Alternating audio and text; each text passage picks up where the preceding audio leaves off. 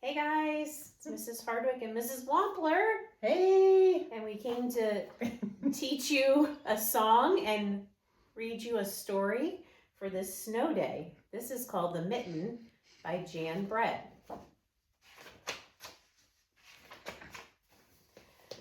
Once there was a boy named Nicky who wanted his new mittens made from wool as white as the snow. At first, his grandmother, Baba, did not want to knit white mittens. If you drop them in the snow, she warned, you'll never find them. But Nicky wanted snow white mittens, and finally, Baba made them. After she finished, she said, when you come home first, I will look to see if you are safe and sound, but then I will look to see if you still have your snow white mittens. So off Nicky went, and it wasn't long until one of his new mittens dropped into the snow and was left behind. Mrs. Wampler's turn. Okay. A mole, tired from tunneling along, discovered the mitten and burrowed inside. It was cozy and warm and just the right size, so he decided to stay.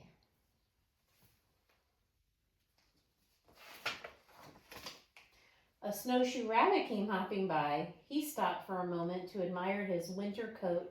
It was then that he saw the mitten and he wiggled in, feet first. The mole didn't think there was room for both of them, but when he saw the rabbit's big kickers, he moved over.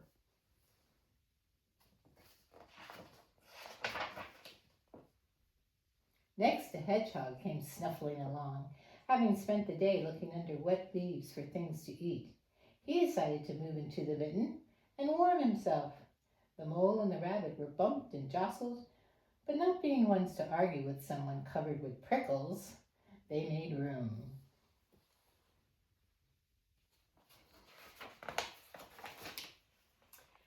As soon as the hedgehog disappeared into the mitten, a big owl, attracted by the commotion, swooped down. When he decided to move in also, the mole, the rabbit, and the hedgehog grumbled. But when they saw the owl's glinty talons, they quickly let him in. Talons are their claws.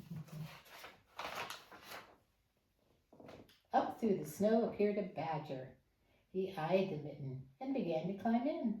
The mole, the rabbit, the hedgehog, and the owl were not pleased. There was no room left, but when they saw his diggers, they gave him the thumb. The mitten. It started snowing, but the animals were snug in the mitten. A wall of warm steam rose in the air, and a fox trotting by stopped to investigate. Just the sight of the cozy mitten made him feel drowsy. The fox poked his muzzle in, and when the mole, the rabbit, and the hedgehog, the owl, and the badger saw his shiny teeth, they gave the fox lots of room.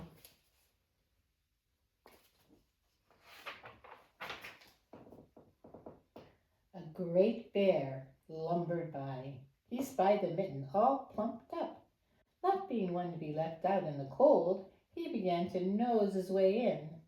The animals were packed in as tightly as could be, but what animal would argue with a bear?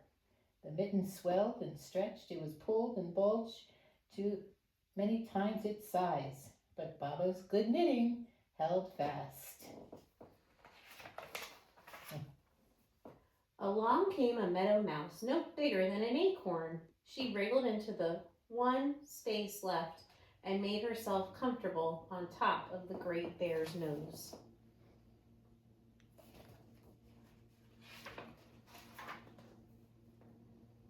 The bear, tickled by the mouse's whiskers, gave an enormous sneeze.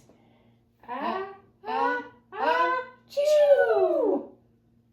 The force of the sneeze shot the mitten up into the sky and scattered the animals in all directions.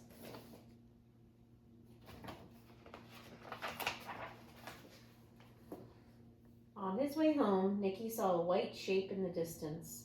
It was the lost mitten silhouetted against the blue sky.